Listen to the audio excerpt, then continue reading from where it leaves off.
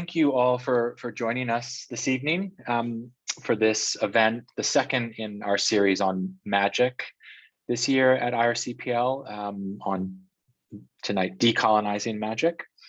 I'm really pleased to be able to host this evening. My name is Matthew Engelke. I'm the director of IRCPL, and it's a pleasure to have you all here this evening. So I just want to say a few words about how this event kind of came about, and it's partly through my teaching and my own fascinations and interest in the subject of magic, the topic of magic, and whether or not the term magic is irredeemably compromised. You know, is magic always something that other people who we are in some kind of power struggle with, always what other people do rather than what we do? This is a topic that's come up certainly in my teaching and reading, and indeed I'll want to highlight that in a minute with respect to the work of these three fantastic scholars of magic and scholars of religion and indeed much else. So it's a very important topic for us to address, I think, in this series, and I'm really pleased to have three such distinguished voices coming from the fields of anthropology and religious studies. So I'm going to introduce them all with a kind of standard bit of bio, but then also I want to kind of highlight some fantastic insights from their work really quickly, just to kind of set the stage. But before we get on to that, let me do the kind of housekeeping stuff. This is a webinar, and I'm sure many of you are familiar with the format at this point in the pandemic. But if you want to ask a question at any point, and that can be from as soon as the first speaker starts to share thoughts, please feel free to type your questions into the Q&A function at the bottom of the screen. You should be able to find that fairly easily. And when we reconvene after the panelists have each spoken and we've had a bit of a conversation, I will then be able to pick out some of those questions, hopefully all of those questions, but try to ask your question early, so you get in, and we'll do our best to get to them all before we wind up at 7 p.m. So what we're going to do tonight is have the three speakers each talk for about 10 minutes each, maybe a bit more. And then we will all reconvene, come together, and have a bit of a group conversation for 15 to 20 minutes. And then right up until 7 p.m. Eastern Standard Time, we will open the floor to the Q&A. I want to just offer a few words of thanks, especially to the IRCPL staff who made this event possible, and of course to our honored guests. So without further ado, let me go ahead and introduce them. We have tonight Yvonne Chireau, Graham Jones, and Elizabeth Perez. Yvonne Chireau is a professor in the Department of Religion at Swarthmore. She teaches courses on African American religions and American religious history. She's the author of a fantastic book, Black Magic, Religion and the African American Conjuring Tradition, and the co-editor of Black Zion, African American Religions and Judaism. She also blogs about Africana religions and magic at theacademichoodoo.com. So please do check that out. And I want to mention here a very helpful conversation that I had with my colleague Yannick Thiem, who put me on to Yvonne's work, and I'm extremely glad that he did, because I've learned a lot from it. Graham Jones is a professor of anthropology at the Massachusetts Institute of Technology. He's trained both in cultural anthropology and also in linguistic anthropology. He studies rationality, secrecy, and deception. He has 2 books to date. The first, a monograph called A Trade of the Tricks, Inside the Magician's Craft, which is a look at stage magicians in France. And his more recent book from 2017, Magic's Reason, An Anthropology of Analogy, which examines the meaning of magic in Western modernity and looking at the ways in which it has been used as a tool of domination and disenchantment, how the ways in which stage enchantment become a tool of disenchantment for the colonial other, right? Looking in particular at, in his case, the French presence in 19th century Algeria. Absolutely fantastic work. Elizabeth Perez is an associate professor of religious studies at UC Santa Barbara. Her first book is called Religion in the Kitchen, Cooking, Talking, and the Making of Black Atlantic Traditions. Absolutely wonderful book, which won the 2017 Clifford Geertz Prize in the Anthropology of Religion, and also received the honorable mention in 2019 for the Barbara T. Christian Literary Award, given by the Caribbean Studies Association. She, in Religion in the Kitchen, it's a fantastic book, which many of the themes of which speak to our interests tonight, but also for those of you who are interested in these topics, the role of food in religion and material culture, materiality, the sensual aspects of religion, which are I think too often left out. So again, an absolutely fantastic book. So just to kind of set the stage a bit more, and because these are such wonderful texts, I just want to kind of frame the beginning of our discussions about how we should understand the process of colonizing magic or decolonizing magic in relation to the colonial encounter, and indeed maybe earlier with respect to the Protestant Reformation. Three fantastic quotes which can serve as kind of points of departure, one from each of our guests, and I've orchestrated them in a way that I hope kind of makes sense. But this is from Elizabeth's book, Religion in the Kitchen. Since the late 19th century, when social scientists discovered African-derived traditions in the New World, Black Atlantic spirits have had to uphold bourgeois standards of propriety, decorum, and restraint in order to count as religious, rather than as criminal remnants of fetishism or idolatry. The second quote is from Graham's second book, Magic's Reason. And this is concerning the shift to magic on the stage, that is to say, entertainment magic. This reconfiguring of magic, he says, quote, encapsulates a worldview in which the appropriate experience of anything magical lies within a circumscribed arena of suspended disbelief, safely sequestered from real pre, non, or anti-modern belief. And finally, from Yvonne's 2003 book, Black Magic, Religion and the African-American Conjuring Tradition, this. Although magic is generally characterized as the antithesis of religion, it seems just as often to reflect the latter, to be its mirror image. When seen from different perspectives, the divisions sometimes break down, revealing the arbitrary nature of the categories. In the words of one writer, simply stated, magic is the religion of the other. So, three quotations from the existing works of these scholars. I'm going to now turn over to Yvonne first, who will again speak to us for 10 or 12 minutes, I think, and then we'll move on to Graham and Elizabeth. So thank you again all for joining us, and Yvonne, welcome to the stage. Thank you. This is quite an introduction. Thank you very much. I'm going to share the screen and let's see if this works. All right, so everyone can tell me whether you can see this. I want you to see the whole thing.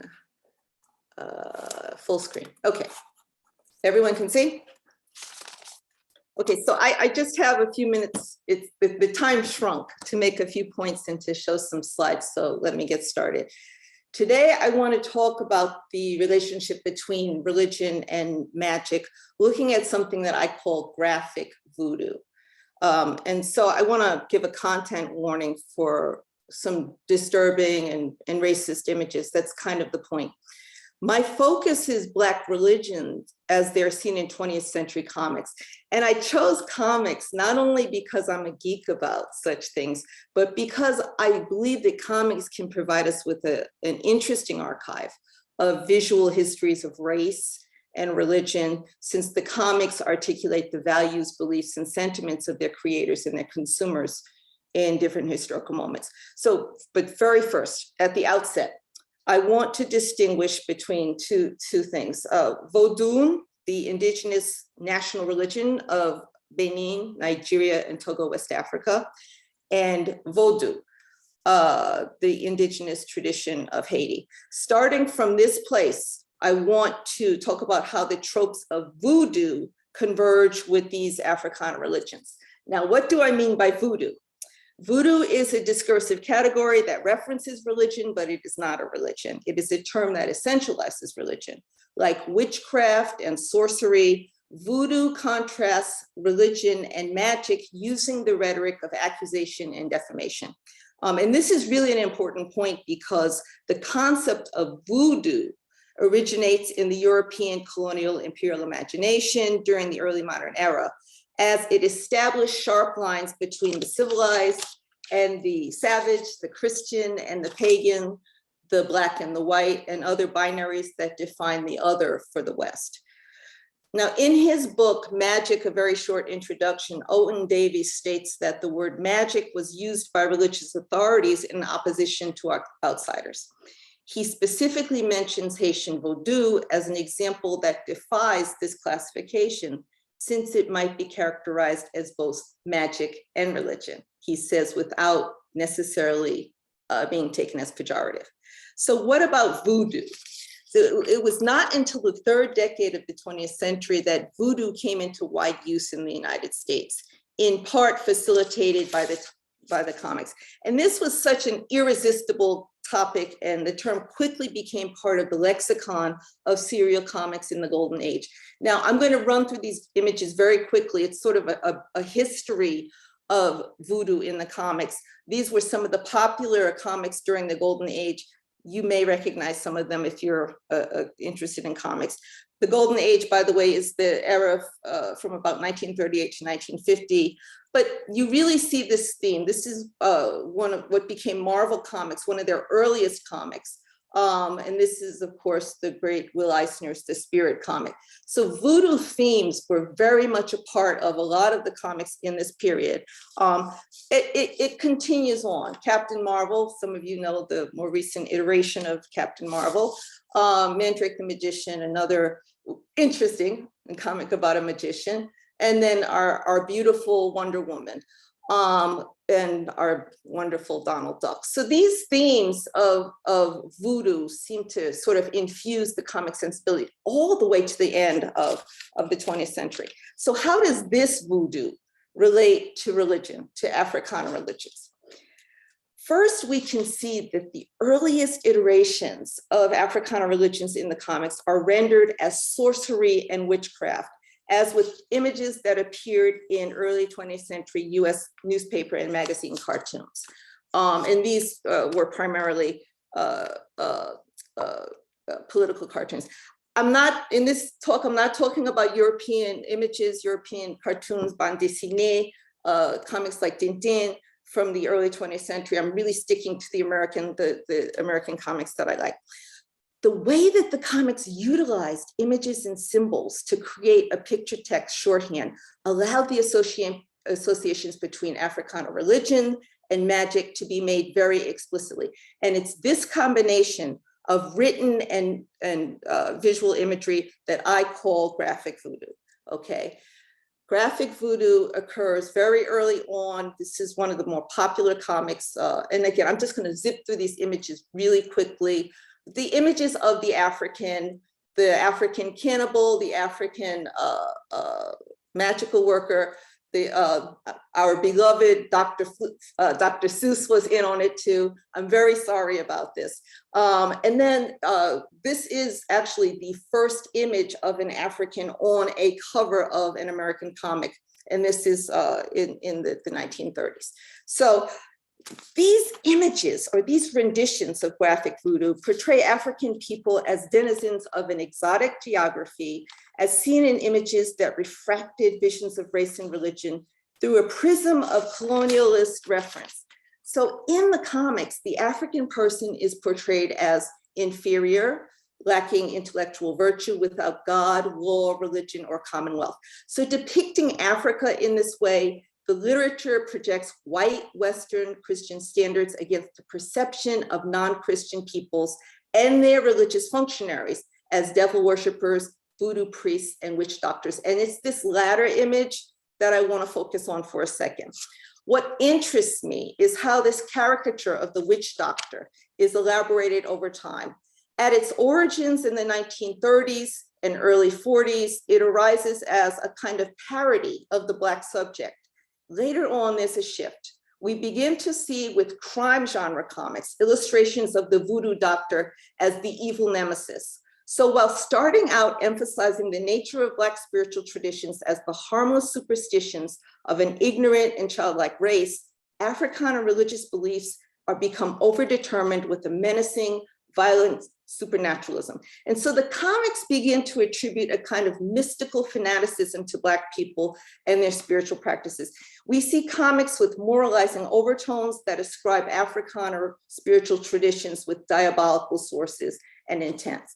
So for example, and here we see the advent of jungle comics after Edgar Rice Burroughs' Tarzan. Tarzan came out in 1912 as a pulp, actually as a pulp serial.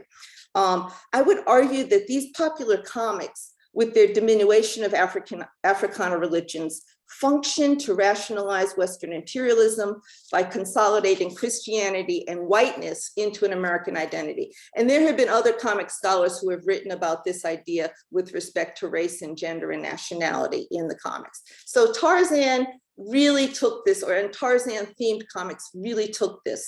And then the jungle comic itself, the primitive, the savage, the witch doctor. This is real, and some of these images, again, they're really spectacular, but always the term voodoo becomes sort of a synecdoche for Africana spirituality, Africana religion. Some of these are also fascinating if I had more time. This is actually one of the first Black voodoo superheroes that I found. This is a very famous comics.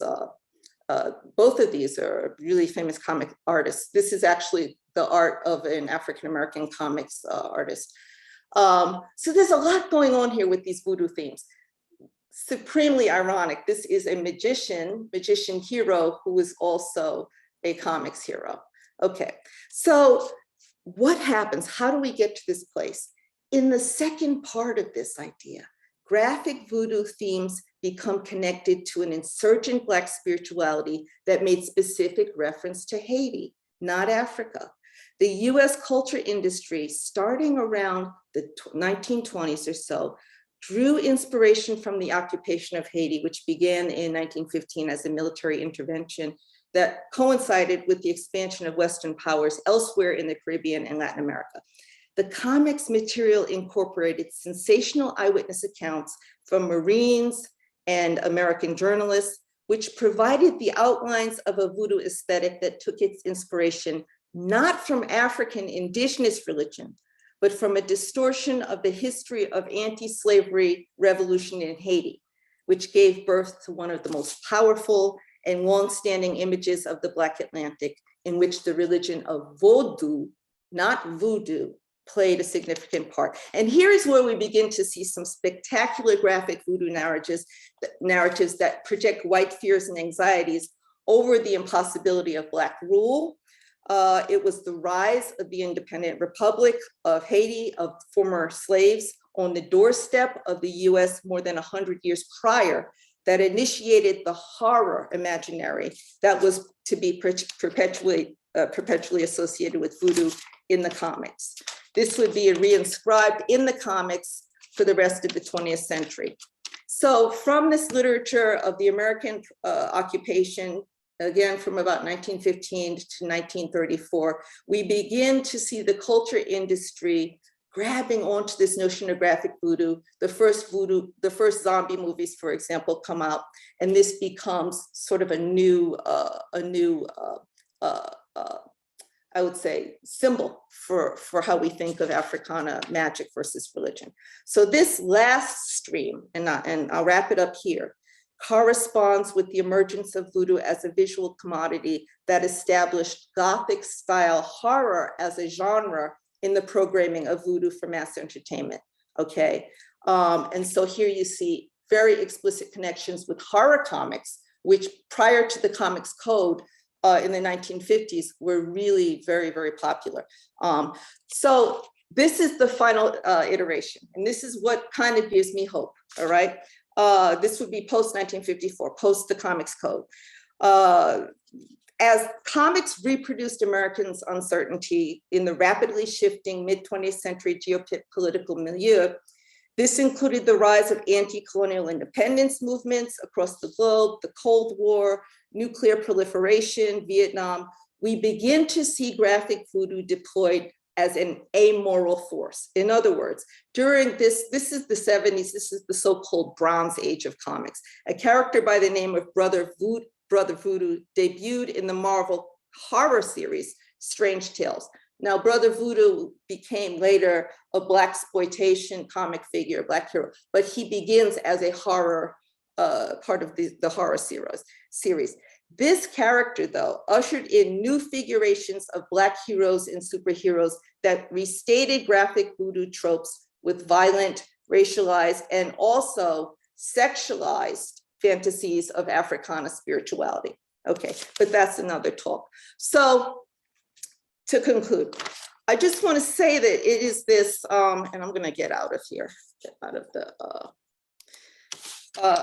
it is the binary notion of magic and religion that appears in the comics, which plays out as graphic voodoo and Black magic against the essentialized religion of Western Christianity and its colonial and imperial regimes. Would we do better with the deconstructed category of magic in lieu of religion? It might be that the imposition or withholding of religion with respect to Africana traditions and practices contributes to the othering of Black religion, which is an ideological process in itself. The idea of voodoo, not voodoo, voodoo authorizes the dualism of magic and religion that is emblematic of classifications of indigenous African and African-derived systems of knowledge and ritual practice. So in the end, we will figure out whether we might do best to decolonize the terms we use even while we use them. Thank you very much. Thank you so much, Yvonne. You've given us a lot to think about already, but we're going to move straight on to Graham Jones next. Great. Start this. Do you all see, can you all see that? Yes.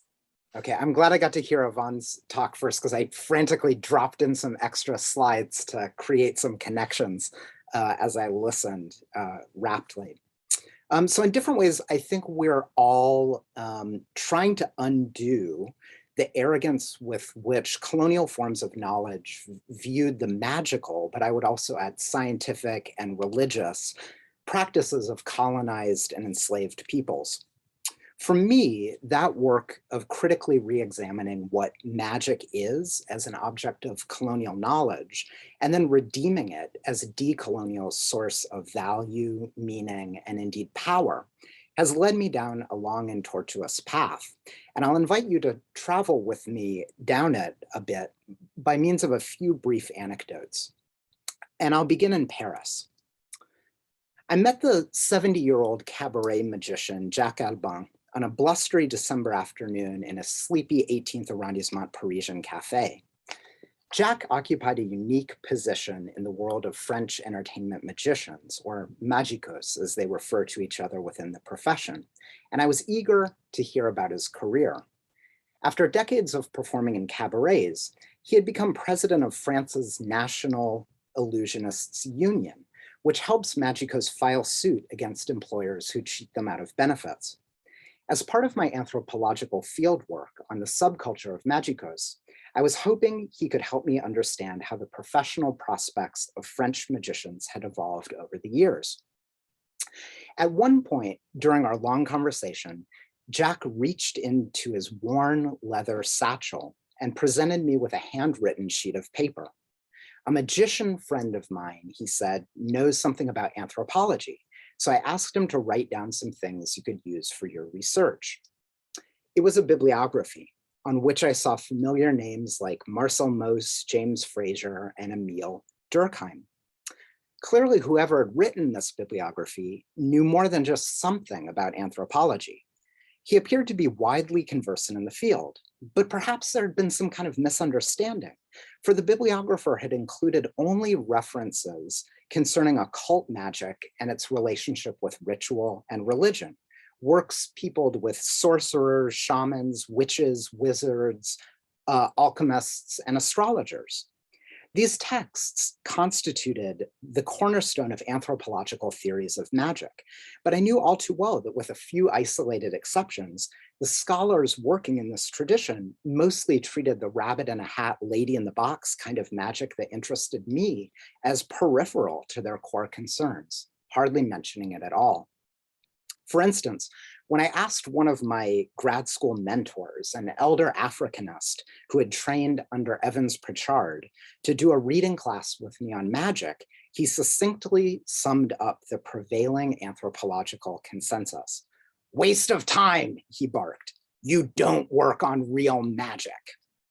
So I politely folded the bibliography away, and Jack returned to a story about his stint performing in an Egyptian cabaret with a trained duck that had a comedic penchant for defecating on stage.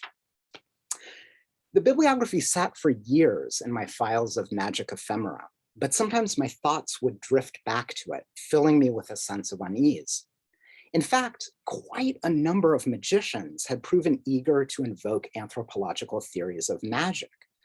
For instance, a French illusionist with extensive experience performing throughout Africa told me, quote, "Over there, I'm not an actor, I'm an event. I'm a magicien." Of course, it's a mistake. I tell them I'm not a magician, that I'm French, and in France, we've lost, he trailed off.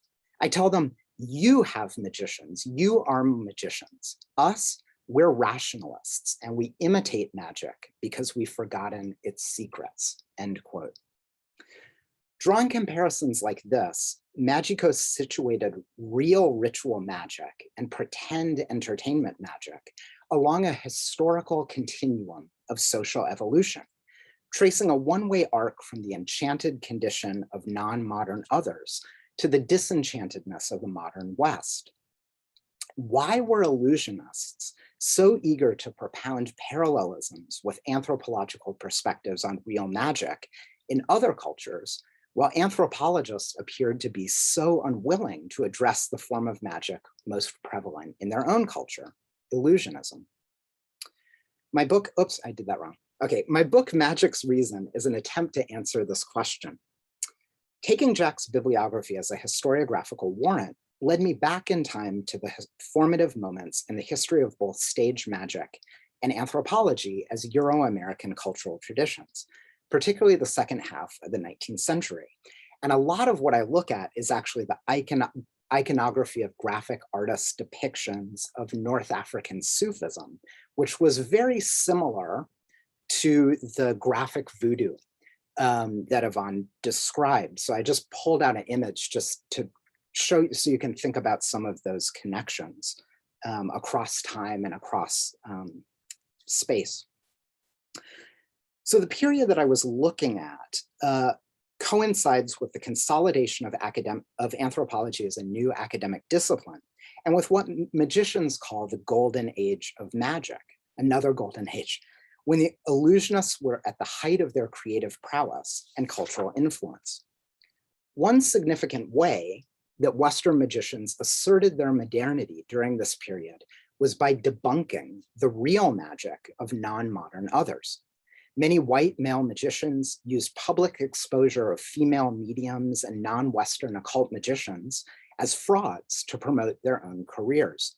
Here's a poster by one such performance by Houdini with this interesting equation you might see down at the bottom. Magic minus illusions minus escapes equals fraud mediums exposed. So if you can solve for those variables, maybe we can figure out what magic actually is. But this, I argue, was an important way, this debunking was an important way, part of the way that entertainment magicians taught anthropologists to think in condescending terms about occult magic as a form of false belief that needed to be explained and explained away. Magic also reflected another key dimension of modernity, globalization. Because Golden Age stage conjuring shaped and was in turn shaped by global interconnections, it also became a privileged site for visualizing cultural and ethnic difference. There are a variety of ways to conceptualize this globalization. One possible narrative might emphasize the genre's development in Paris, London, and other urban centers of a North Atlantic core, and subsequent radiation outward toward global peripheries. A 1920 chromolithograph from the American magician Dante represents the high water mark for this version of magical internationalism. Dante looms in this image as the prototypical modern magician. From his hands, mesmeric rays enthrall indigenous peoples of the world, whose folkloric garb marks them as tokens of ethnic types. The subject spectators themselves have mostly vacant, passive expressions, like wax figures in an anthropology museum, while Dante gazes down with benevolent, paternalistic detachment.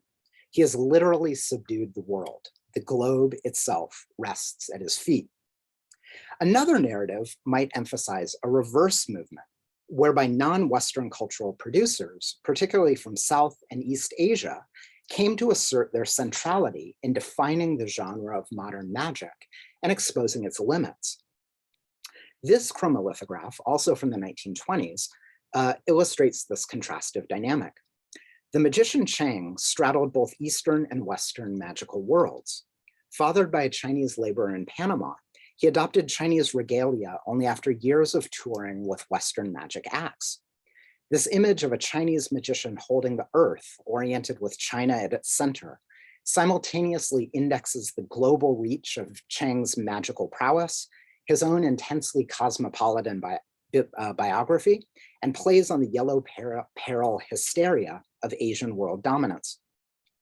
Viewed against the magician as colonizer image of Dante, this poster reveals another aspect of Golden Age magic, the opportunities, however circumscribed, that it afforded people from the global South to assert themselves as cultural producers in entertainment industries emanating from the North Atlantic economic centers. The iconography of images like these may entice us to conceptualize Golden Age magic as a unitary global system. However, inspired by the work of scholars who emphasize multiple, alternative, and indigenous forms of modernity, I ask whether it might be possible to decenter modern magic as a category and a genre, writing its history from geographical and cultural margins, and speaking in the plural about contemporaneous, but not necessarily contiguous, golden ages of modern magic. Could we view magic's golden age from the subaltern perspective of indigenous people who engaged with global modernity through the visual culture of magical spectacle? Illusionary traditions of the Kwakwaka'wakw First Nation in British Columbia might offer a fruitful case study in this regard. As European trade catalyzed Northwest Coast cultures of display, by the late 19th century, the Kwakwaka'wakw could boast highly adept special effects makers who were actively developing grand illusions for ceremonial occasions. Transformation masks such as this might be one striking example you know, because they often appear in anthropology museums, but they only scratch the surface of Kwakwaka'wakw's special effects. Yet at the same time that modern magic was enjoying its glorious golden age, Kwakwaka'wak's ceremonial life was enduring severe colonial repression. In this context, illusionistic performances were potentially laden with political significance. In 1904, British-Canadian anthropologist Charles Newcomb brought Kwakwaka'wak performers, including Charlie Noel and Bob Harris, to the St. Louis World's Fair. The Kwakwaka'wak were among Native people on display at the fair who were being billed as cannibals. In his autobiography, Noel recounts that for a special performance for what he called all the big people of the fair, he and Harris, who was the master special effects maker who built this mask, devised an extraordinary magic effect. The Kwakwaka'wak had befriended Otabanga, a Congolese pygmy also on exhibit at the fair, whose secret collaboration they enlisted.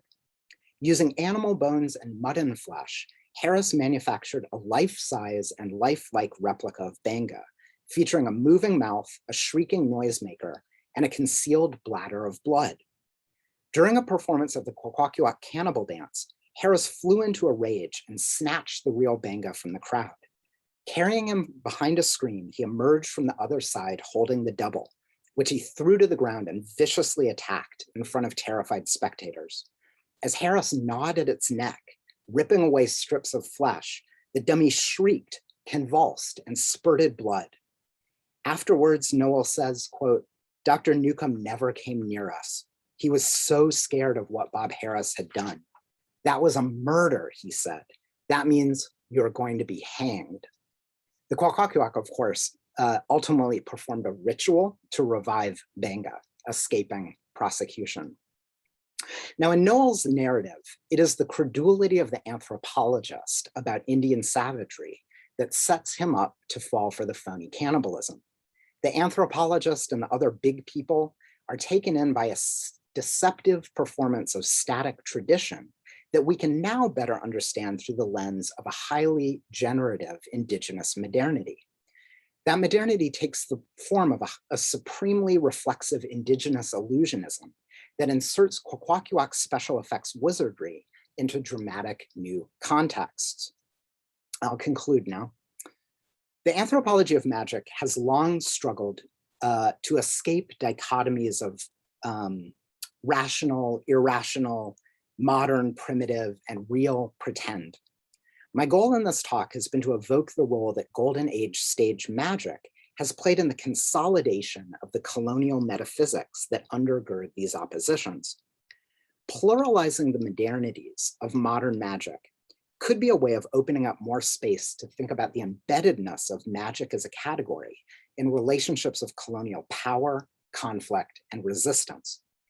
Questioning the role of stage magic in shaping modernity's metaphysical assumptions may also be a way of revitalizing the contemporary relevance of modes of occult, instrumental, and ritual magic that Western modernity has marginalized, a topic that I hope we can get into in the discussion. Thanks. Thanks very much, Graham. So we're going to move straight on to Elizabeth, and then we'll get to the discussion. Over to you. And I'd also like to thank Mariana Pecoraro and our CPL staff for having us today. It's been wonderful so far. And I'll just put up my own show. I'm coming to you today from my office here at UC Santa Barbara. And I'll talk first about decolonizing magic in the classroom, and then from the perspective of my recent scholarship. I would like to begin by respectfully acknowledging that UCSB is on the traditional homelands of their original and current caretakers, the Chumash and Shmuwich Barbareño. I want to recognize from the outset that what I am doing in the courses and research I will go on to discuss is not decolonizing in the scholarship of Eve Tuck and Kay Wayne Yang. For Tuck and Yang, the authors of the influential 2012 article, Decolonization is not a metaphor, decolonizing demands land repatriation. This is what dismantling settler colonialism really means. Attending to its logics and undoing the horrific injustices wrought by colonization is an anti-colonial undertaking. I still came here today, though, wearing a Decolonize Your Syllabus t-shirt by Latinx writer, artist, and self-described recovering academic, Yvette de Chavez. And the promise of undoing coloniality resides in that DE, since in Latin loanwords, that prefix indicates separation, negation, and reversal. There is a magic in the word decolonizing itself, an enchanting vision that Tuck and Yang would brand settler moves to innocence, since it mystifies decolonization as land repatriation and converts it into a mere figure of speech. Through some evil linguistic alchemy, it turns the gold of praxis into the base metal of symbolism. Tuck and Yang might argue that for these reasons, magic cannot be decolonized because settler colonialism is not a discrete event, but a structure in which we all operate, even if we are not consciously cooperating with it. The work of Dr. Natalie Avalos should be at the forefront of any argument that crafting a decolonial pedagogy and research agenda in religious studies can take place under these circumstances. As an instructor, my regularly taught courses include African Religions of the Americas, the Virgin of Guadalupe from Tilma to Tattoo, and Religion and Music in Cuba. In these and other classes, I take an anti-colonial approach to magic. These courses uncover historical patterns to what Jonathan Z. Smith dubbed the magic of serious cross-cultural comparison. Quote, an active, at times even playful enterprise of deconstruction and reconstruction, unquote, that has the power to redescribe the world, thereby changing it. Since I focus on religions of the Afro-Atlantic world, I trouble the distinction between religion and magic by introducing similarities between such traditions as Brazilian Umbanda, Dominican 21 divisions, the Black spiritual church, and Puerto Rican Espiritismo as practiced in a Black American house of worship. I teach Yvonne's work on hoodoo, conjure, and root work, and Christianity.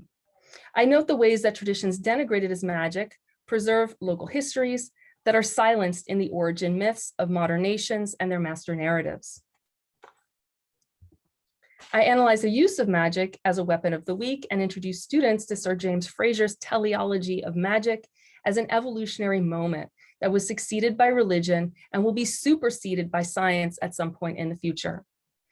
I also explore the rise of fetishism as a category through which the magics of people of African descent were classified as the opposite of religion.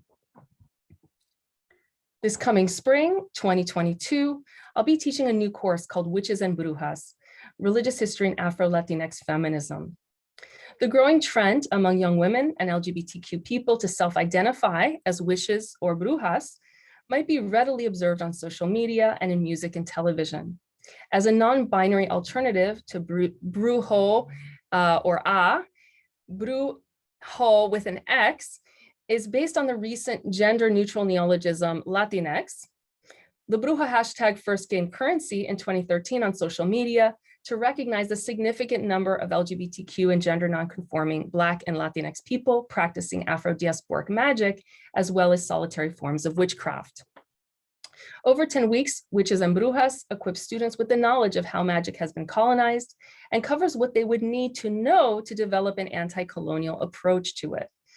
The inaugural week explores the concept of bruja positionality coined by Chicana curandera scholar activist Irene Lara. Lara writes, quote, as a practice of what Gloria Ansaldúa might call spiritual activism, a bruja positionality is built on healing the internalized beliefs that demonize la bruja and the transgressive spirituality and sexuality that she represents, unquote. Week 2, Old World Witchcraft, explores the figure of the witch and witch crazes in the early modern European early modern period. Students read excerpts from the classic 1486 witch hunting text, Malleus Maleficarum, Hammer of the Witches, which cemented the Western image of the witch as possessing magic, the power of flight, congregating in covens, and consorting with the devil. Lectures emphasize the pathologization of female sexuality, the rise of the medical profession as a male-only pursuit, and the concomitant stigmatization of female healers and midwives. Week 3, African Witchcraft Medicine, explores the idea of Aje in the West African Yoruba context. This indigenous understanding of magic and witchcraft is in some senses diametrically opposed to the European construct, but nevertheless stipulates that postmenopausal witches shapeshift, gather nocturnally, and destroy the reproductive ability of young women. Students read about masquerade rituals and processions that pay regular homage to the mothers, as witches are collectively known. Week 4, the Anglophone Antilles, the curious case of Obia, considers magic and witchcraft as juridical phenomena. Students learn about the legal prosecution of Obia prior to the abolition of slavery and during the post-colonial period in Jamaica, Barbados, British Guyana, Grenada, St. Lucia, St. Vincent, and Trinidad. Readings contextualize legislation prohibiting Obia as naked attempts to minimize the threat of rebellion among people of African descent and limit their freedoms. Week 5, Cuba's Negros Brujos, Persecution and Other Problematics, establishes religion as an important feature of nationalist discourses, pondering the threat that male and female brujos posed to the early Cuban Republic, 1902 to 1924, sometimes resulting in their arrest and execution. This week highlights the role played by newspaper journalism in spreading rumors about the traditions of Yoruba-derived lukumi, popularly called Santeria, and Congo-inspired Palomonte. Week 6, the Indigenous Americas and Chicanese experience, delves into pre-Columbian magic and the contemporary figure of the curandera among Chicanos and other Latinx groups. I introduce students to the work of my late colleague, a founder of the study of Native American traditions, Inés Talamontes. I also touch on the patron deities of so-called witches among Noha peoples and third gender or two-spirit figures analogous to the bruja in other Native American communities. Week 7, Bewitching Reality and Accursed Stereotypes, centers ethnographic accounts of witches as healers, diviners, and culture workers. This week invites students to trace the legacies of colonialism within not only patriarchal religious traditions, but also in the hegemonic secularity of their everyday lives.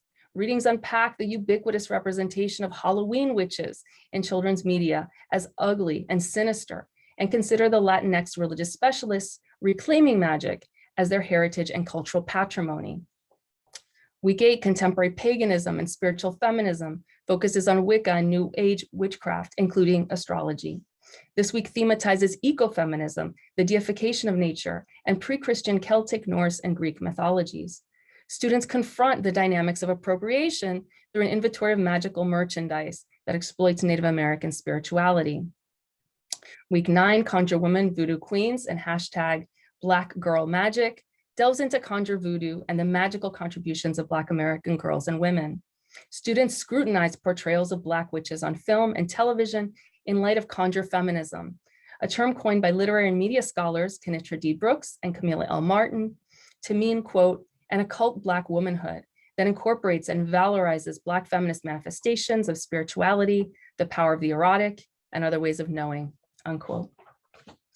The final week, Queering Witchery, concentrates on magic among sexually minoritized groups. Students become conversant with the countercultural radical fairies, LGBTQ-specific erotic spellcraft, the rise of queer grimoires as a genre of writing, and magic as a trope for gender transformation.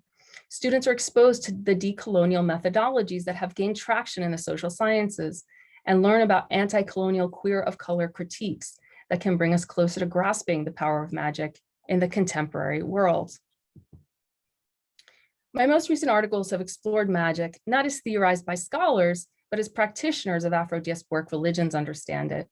In the Black Atlantic Metaphysics of Acelia Banks, Bruja Womanism at the Congo Crossroads, now online at Hypatia, I consider Banks's initiation into Palomonte and how Afro-diasporic discourses have shaped her public statements about the distinction between magic and religion.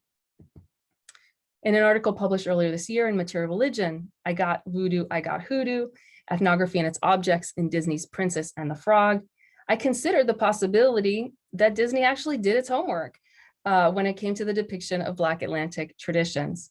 Despite the much deserved backlash that the film received, I argued that it criticized Black magic in precisely the same terms as used by ethnographic interlocutors. My thoughts on these matters are further developed in a book manuscript entitled The Gut, a Black Atlantic Alimentary Tract. The Gut will appear in Cambridge University Press's Elements series. The gut is concerned with the abdomen, digestive organs, and gut feelings as conceptualized within Afro-diasporic religious formations. With reference to the ethnographic and archival record, I document practitioners' everyday engagement with the abdomen as a portal to the divine and site of moral ethical judgment, as in the case of gut reactions. I demonstrate that Black Atlantic proverbs, myths, divination verses, and ethnomedical remedies bear the influence of West and Central African groups, such as the pre-colonial Yoruba, Evefon, and Bakongo. I show that the so-called magic in the African diaspora anticipates recent findings about the gut as a second brain and site of embodied cognition. I open with the observation that to be a scholar, practitioners of Black Atlantic traditions, particularly of initiatory religions like Haitian Vodou and Brazilian Candomblé, is to know the head as a vessel for the God's divine power.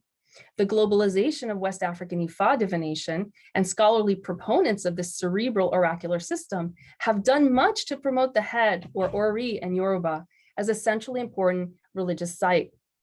Not every Black Atlantic tradition regards the head in the same way, but its preeminence over the rest of the body is unquestioned. In Lukumi, Candomblé, Trinidadian Orisha, Saramaka, Nduka, Kumina, Vodou, Komfa, and Shango, religious elders frame the head as the physical container in which patron deities reside. And these are always constructed as senior and higher relative to the devotee. In several of these traditions, the gut belongs to certain less elevated, more down-to-earth, and downright subversive deities. In the gut, I argue that to decolonize the study of Black Atlantic traditions, it's necessary to rethink them from the neck down. The purpose of the book is not to dethrone the head as the king of the Afro-diasporic body, but to secure acknowledgement that it is not the only place in the body where thought takes shape. The extensive connections between the human gut and brain are prominent in recent immunological research on the gut microbiome and in the emerging field of neurogastroenterology. Practitioners' insights regarding the gastroenteric manifestations of neurologic disorders and the mental health implications of problems with and in the gut might once have been dismissed as mere folk wisdom or magic. They are now being celebrated as scientific breakthroughs. Although the concept of the thinking gut has gained significant traction within the last decade, religious studies as a discipline has yet to grapple with this paradigm shift, and with the growing consensus that the gut not only deliberates, but has definite opinions. Black Atlantic embodied physiology, storytelling, and ceremonies that thematize the gut have emphasized its ability to act decisively and produce knowledge.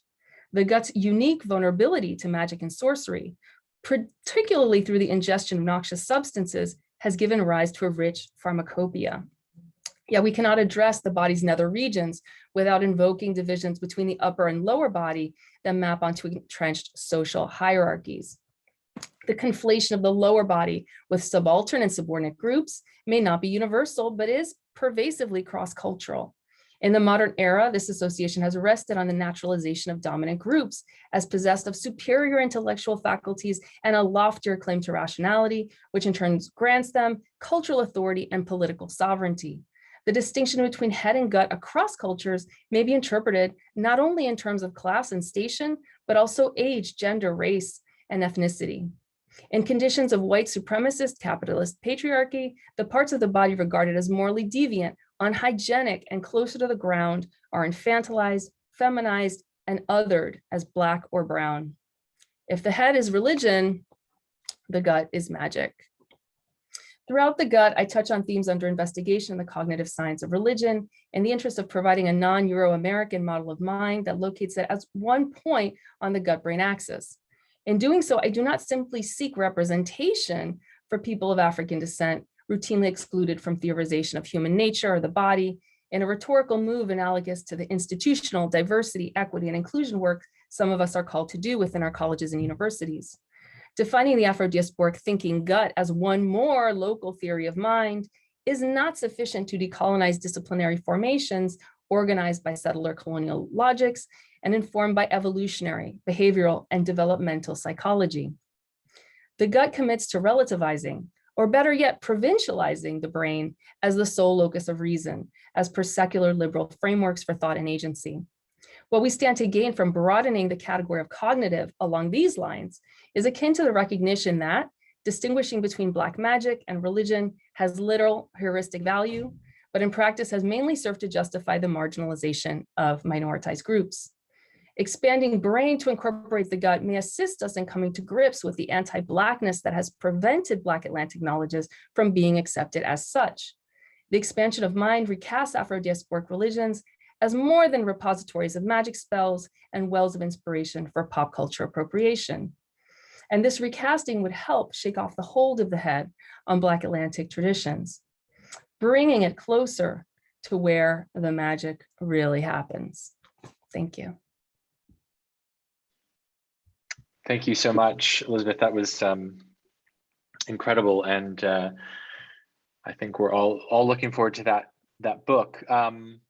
If all of the panelists want to come on screen, we can all be together and begin the conversation. We already have a few questions lining up, but I do want to take a few minutes to pose a few questions or maybe just comments, and also give you three a chance to respond to one another's presentations, because there were some really interesting synergies, but also, you know, it was also great to get such a variety of topics and ways of approaching this. You know, and Elizabeth, your course next semester sounds absolutely fascinating. I'm looking forward to hearing how that goes, and I, for one, love to see the syllabus. But I actually want to begin with asking you all maybe to reflect, and Graham has done a bit of this already, but there's probably more that might be said. To maybe reflect on the ways in which you, as scholars, when you first became interested in the topics that you have become expert on, you know, the kinds of reactions. You know, again, Graham mentioned this in relation to his training at NYU, but you know, and maybe a bit about the period. There's been talk of kind of golden ages and bronze ages in different registers, but of course in our different disciplinary formations, there are periods in which topics and themes and problematics are prominent, and those in which they're not. And I would be just curious to hear. We have a couple of generations, different generations here, and things can move relatively quickly, but maybe, yeah, maybe we can begin with Yvonne. I'd just be curious to hear about, you know, when you were starting out doing this work, you know, with what became Black magic, you know, what was the reaction? Because I think it speaks to some of the ways in which we might understand colonizing and decolonizing or anti-colonial positions, but there was certainly, anyway, yeah, let me stop there and turn it over to you. Okay, yeah, thank you. So the book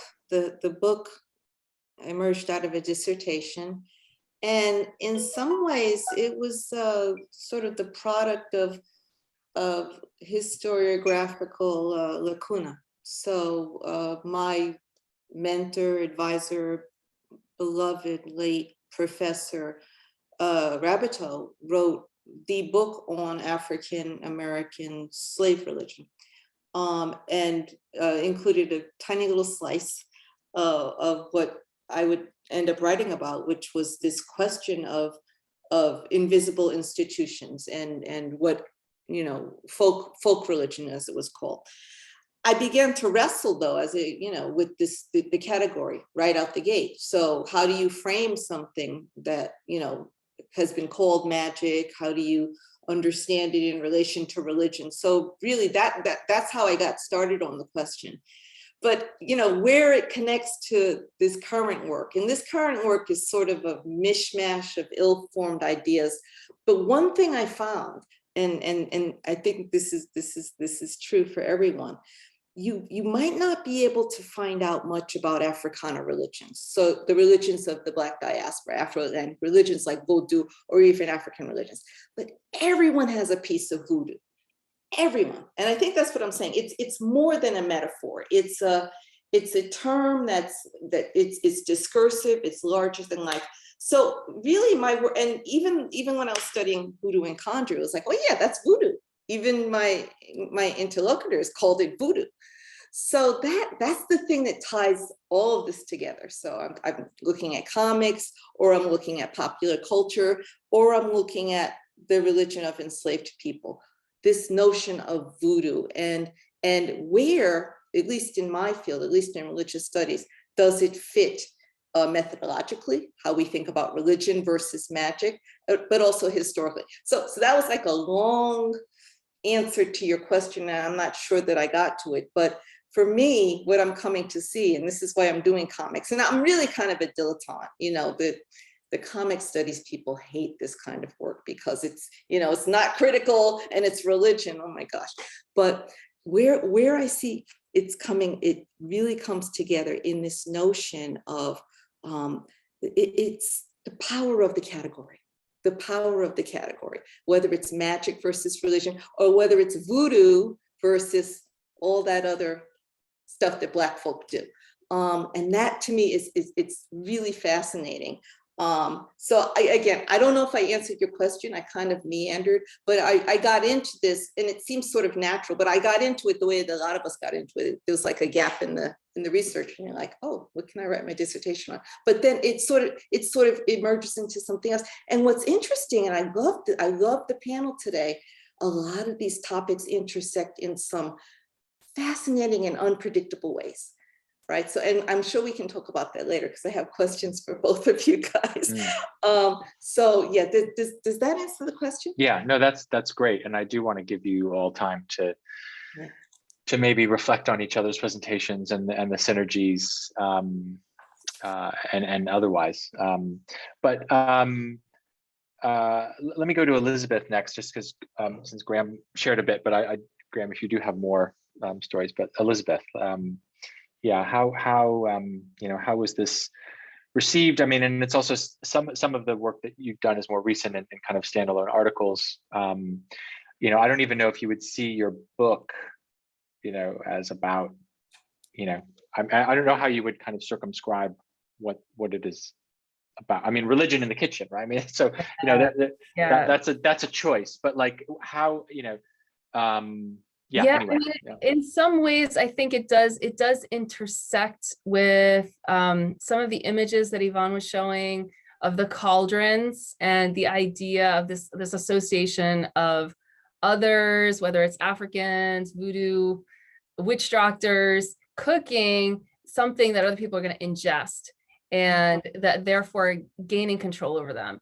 And so I wrote a tiny bit about that in the book. And as a way of explaining why maybe religious food had not been taken more seriously as a category in Black Atlantic religions, there's just a kind of discomfort around what people are cooking and eating, especially because of the sacrificial aspect of these traditions. But then I started wondering about, I mean, I take for granted, as we do as scholars sometimes, that our terminology is obvious, or the genealogies of our thoughts are transparent to the reader.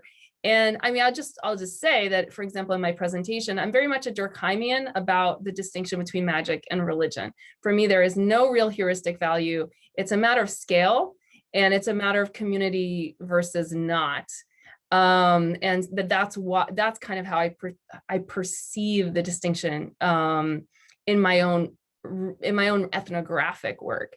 And so I was kind of weaving through different understandings of magic and religion as I sort of gave this overview for the course, because I think that kind of just gave a quick overview of what I'm talking about when I think about what magic there is to be decolonized. But the turn of the new manuscript, it's going to be published in a series on magic at Cambridge. And so I had to start thinking, what are some of the most magical things that maybe had not been written of? And it does have to do with those things that go through the alimentary tract that we absorb. And there's, as I say, there's such a rich pharmacopoeia. And so I get into some of those things. But yeah, I could say more. I'll just stop there. Thank you. Thanks. So Graham, anything else? I mean, especially since you started with for your first ethnography, for your first book with stage magicians. Yeah, I wonder if you have any more reflections. Yeah, I mean, I think when I started that project, luckily I had a very indulgent dissertation advisor who happens to be here. Thank you, Bambi. It was a topic that I think most people viewed as very trivial, and I was very embarrassed about it for a long time. And there weren't really any other people working on it, which ended up being kind of a luxury that I enjoyed for a long time. And now the landscape has really changed. There are academic conferences devoted to the study of entertainment magic, and especially many of the people are coming out of psychology, neuroscience, really doing research with magic and on magic. So there's really a kind of network of scholars now that didn't exist before for that kind of magic. But I would also say, I mean, I think I told Matthew this when you were organizing this conference, I think just magic in general is really having a moment right now as a topic. For years, no one really asked me about it, but in the course of the past, I don't know, 18 months, kind of coinciding with the pandemic, for reasons that we can speculate on, so many people have wanted to engage with me as a scholar on the topic of magic, not just the kind of magic I do, but magic more general. And I think a part of that is, one really important part of that, I think Elizabeth showed masterfully in her presentation and in the syllabus, that magic has really emerged as such a vital site of cultural production, and a space of kind of creative anti-colonial organization of social movements. I think it's just proven to be much more generative than people thought it could be for a long time. So this is I think this panel is happening at a special moment in the history of magic, both as a topic of scholarship, but as a domain of activity. I'm curious what others think about that too.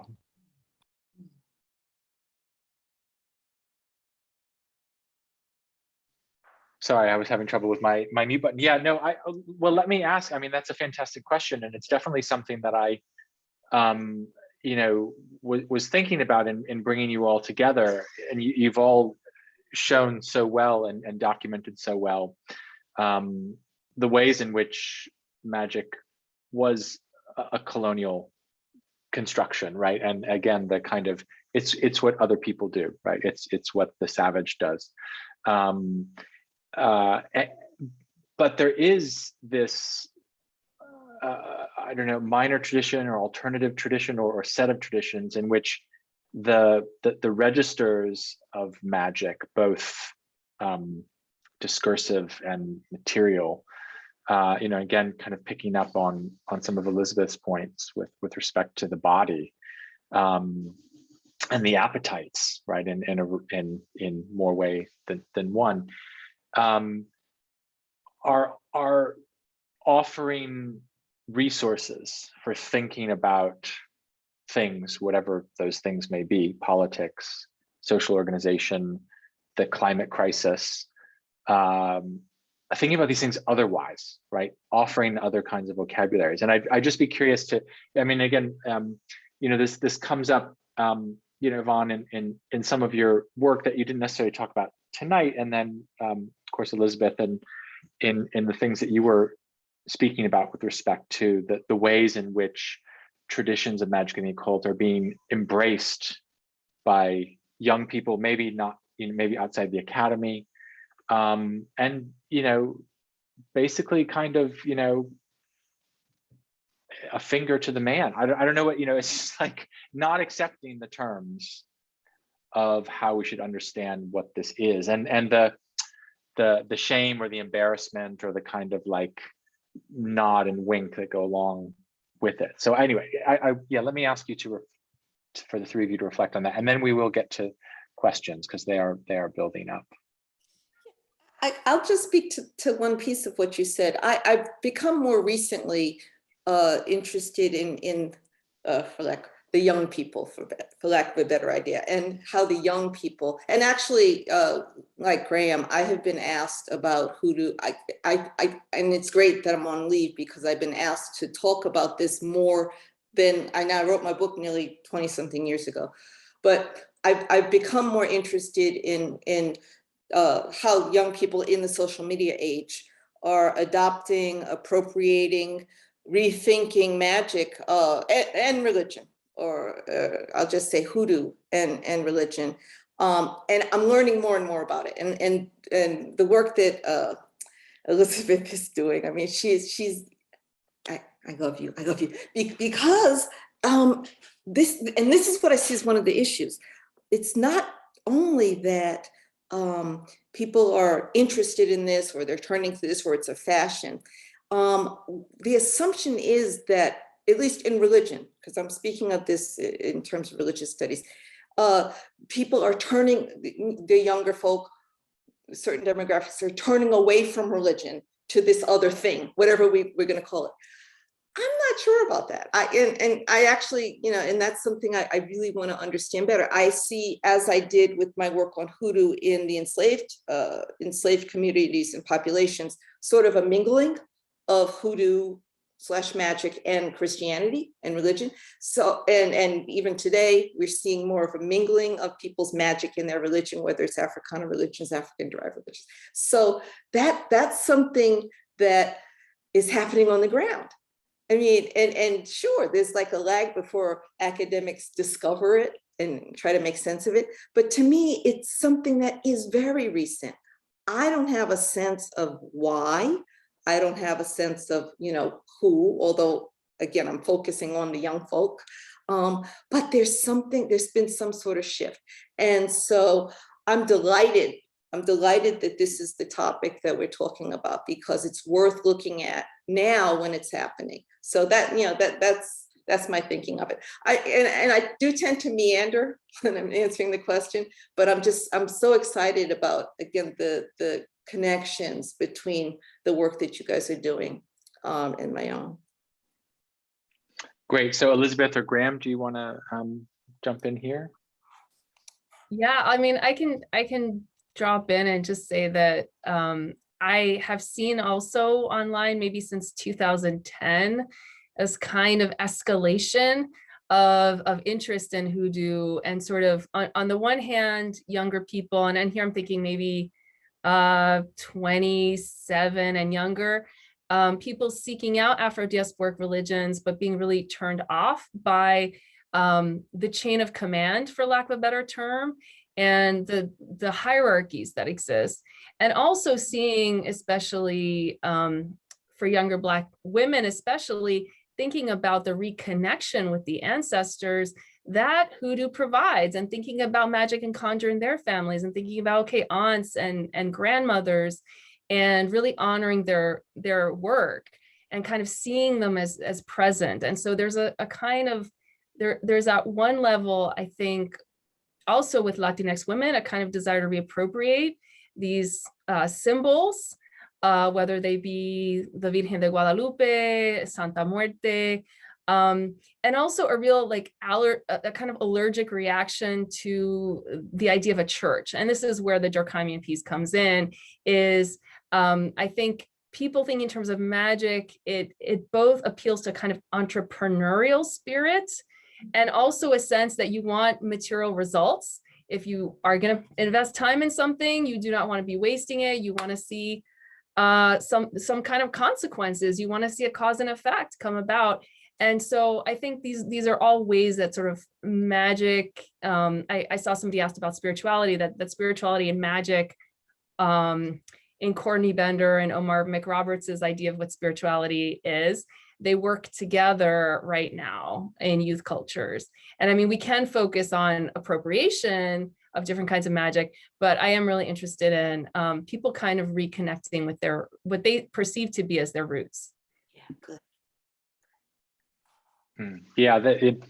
Yeah, the question of generations is a really interesting one. But Graham, do you want to jump in on this, or should we just, because there's a lot. There are a lot of questions. I might just. There are a lot. Yeah. So no, let's get to some of the questions from the audience.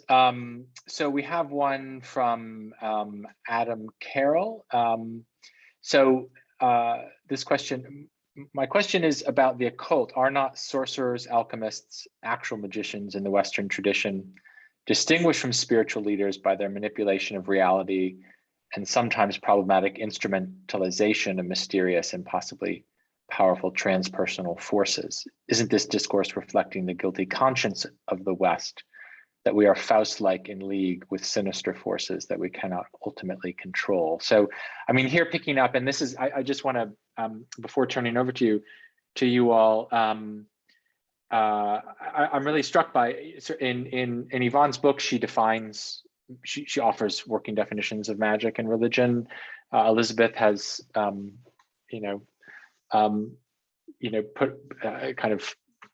her stake in the ground with Durkheim. I mean, this is maybe an unusual thing, right?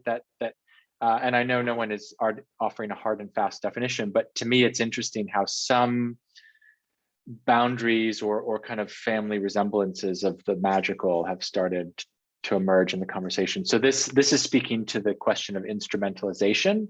And let me just add into this, because there's another question from Laurel Kendall, the esteemed anthropologist who works in Korea, having just published a book with the term magic used with some trepidation and careful contextualization.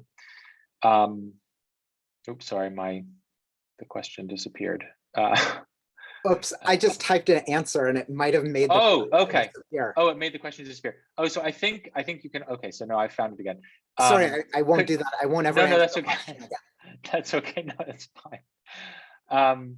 So Laurel's question was also about instrumentality, right? I mean, so I think Adam Carroll and Laurel's question was like, isn't this what magic is like about maybe getting bigger yams or getting someone to fall in love with you, or I mean, there's this kind of line. So I wonder if any of you want to address that line of questioning. I can just say what I started to say to Laurel is that, I mean, I did use that term instrumental, and now that she pointed it out, I feel very ambivalent about it. But for me, it's always important to distinguish between these different valences of magical practice. But I think that the term instrumental is, I mean, by opposing instrumental and ludic magic, say, I think that reifies a false distinction, because it kind of nullifies the aesthetic dimension of magical practice in a way that I just really wouldn't want to do. So now I wish I had never used that term instrumental. Yeah, this is always one of my favorite problems, because as someone who looks at religions and how instrumental religions and religious practice is, and I look at Americans and they're just as exotic as the colonized. There's a lot of magic in our religion, in this country. I mean, and that's just a small slice, right? And so, when we sort of divide, and I'm a Durkheimian, I kind of like that. I think it's useful, but I often wonder, what if we turned the tables a little bit and we looked at our religion, again, in the United States, as a kind of magic? Would it afford us any different insights? So it's great for us to come here and interrogate the term magic and delineate the differences and You know, we haven't even gotten to science yet, but it's a great exercise. And I do this with my students all the time. Is it possible to think of our religions, whatever our religions are, as a kind of magic? And then what would that mean? So I don't, it's not that I reject the question. I sort of reject some of the assumptions that come with the question, that somehow magic has something to do with instrumentality and religion doesn't. I mean, we know that it's kind of artificial. And so then the question is, what is the thing that distinguishes magic from religion? Yeah, that's why we're here. So I'm in my work, you know, hopefully, and this is what, I don't know if I'm going to write any books about it, but I'm thinking, what if we used the tools of religious studies to look at the institutions of magic, again, in the United States? I have oodles of friends, for example, who are magicians, members of magical lodges. It's just as hierarchical and institutionalized as any church you will find. Is it possible to turn to those traditions, and they are proud magicians, they don't consider themselves to be religion people, to use the tools of religion to try to understand that? And I don't know why more people haven't done it. It's not, you know, it's not a new idea, but that's something I'd like to see. So we begin to think in terms of things like theology, you know, the original tools of religious studies. Are there theologies of magic that can be applied to, you know, your local OTO, you know, whatever. So I don't know. I think I sound a little frustrated because, you know, the categories to me, they don't really get us, they don't answer the kind of questions that I have, particularly about religion today and then historically. So I didn't answer the question. I dodged it a little, but I questioned the premise, you know, and I don't, you know, the instrumentality thing, that's something we can talk about. Great. Anyone else want to jump in here? Should we go to more questions? Maybe I'll come around to talking about instrumentality, maybe another question. Okay. There was another question that I think speaks especially to Yvonne and, well, actually actually the work of all three of you. I mean, Elizabeth, maybe some of your published work, the piece in Material Religion.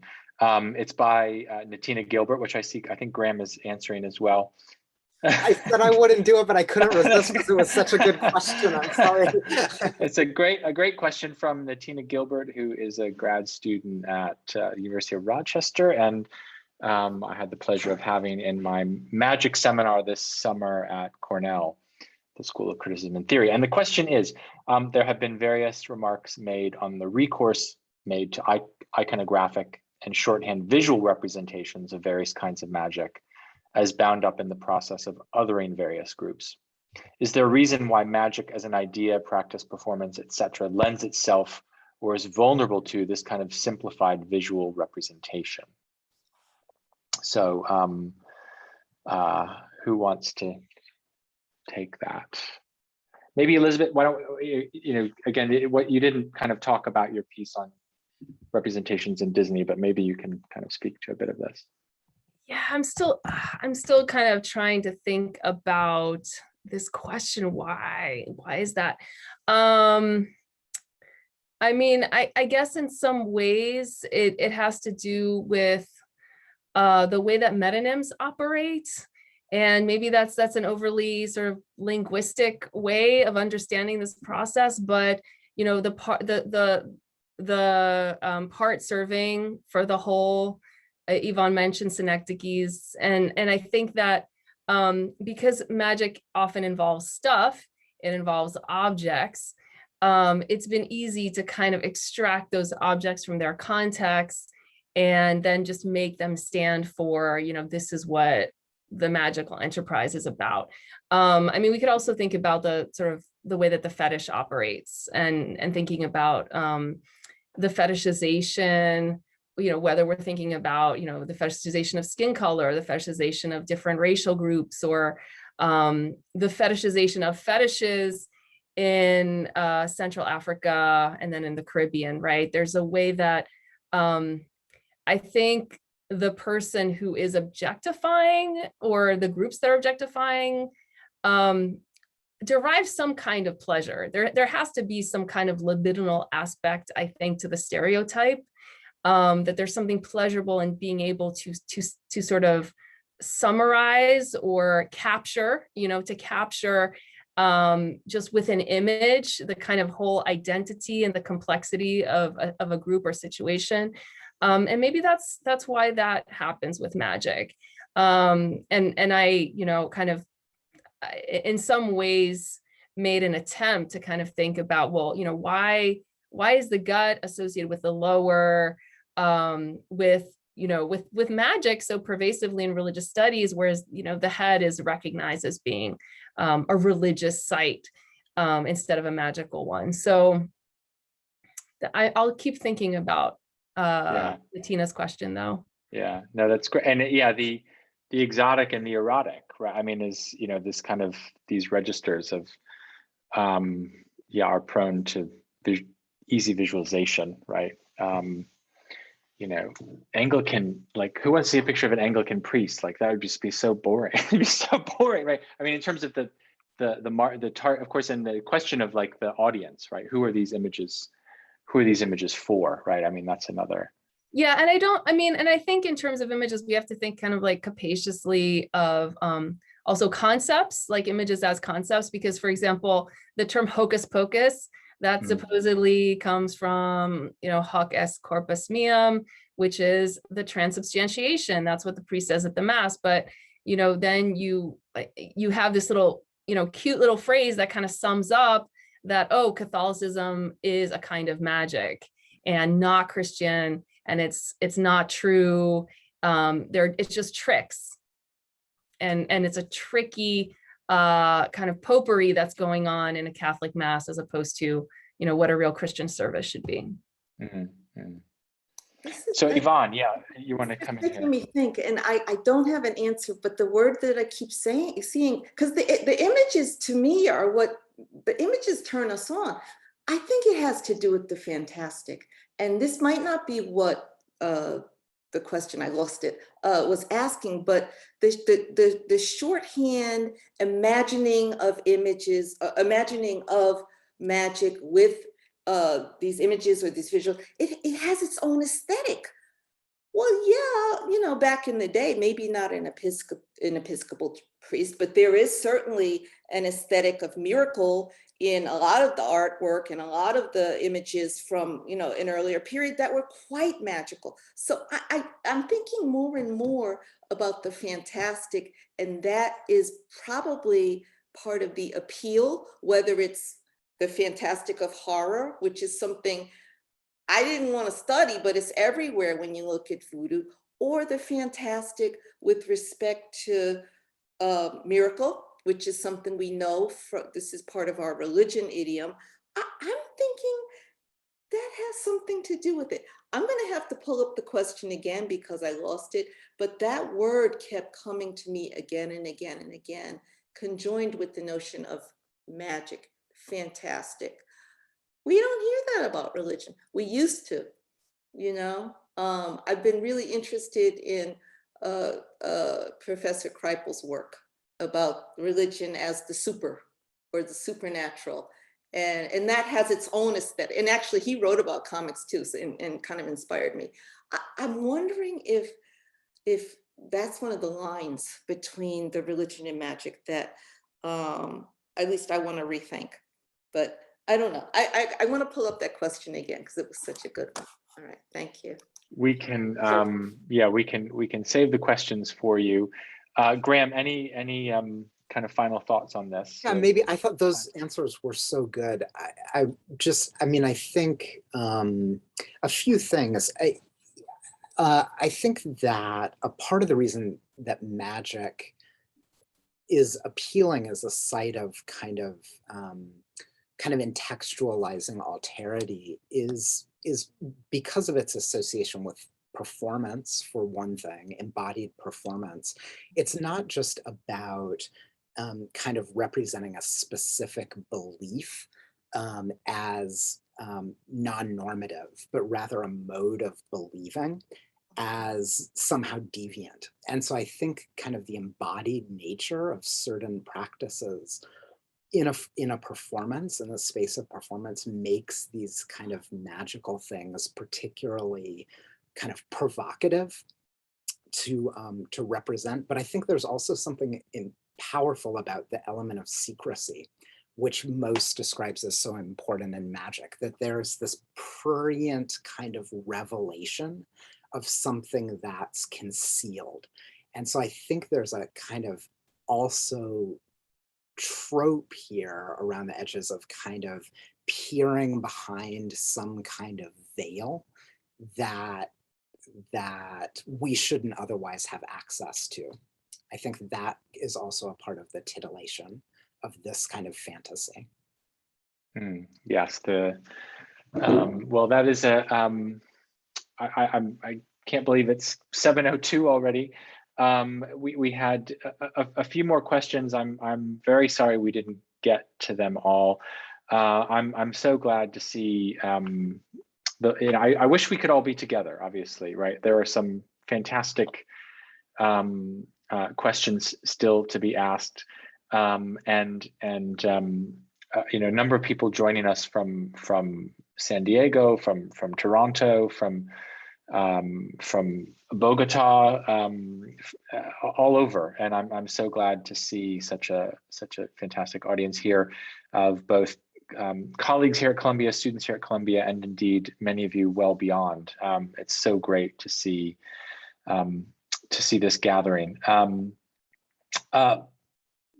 Just as a kind of to pique your interest further, our next event in this series is in December with the witch and ecofeminist Starhawk, and she will be discussing the difference between magic and magical thinking, because she's really upset. She tells me at the ways in which some members of her community are embracing anti-vax conspiracy theories and showing how it's not all, well, anyway, come to that. Please, all of you, come to that discussion. And there will be a series of events next semester as well in this particular series. We have more events coming up in November, which are not in this series, but which are equally wonderful. An event on Thoreau's work and the role of metaphysics and his interest in spirituality and faith and Eastern and Western religions, called Faith in Thoreau, as part of our Religion and Climate Change series. And then we also have a really important event on the Uyghur camps in China, and we're bringing together a series of experts from different fields in political science, anthropology, also a photojournalist, who are going to be problematizing the ways in which we differentiate religion, race, and culture in the media representations of what's happening in China. So please do join us for those events, and let me thank you all for attending this evening, especially to our esteemed panelists. So thank you all very much. Thank you.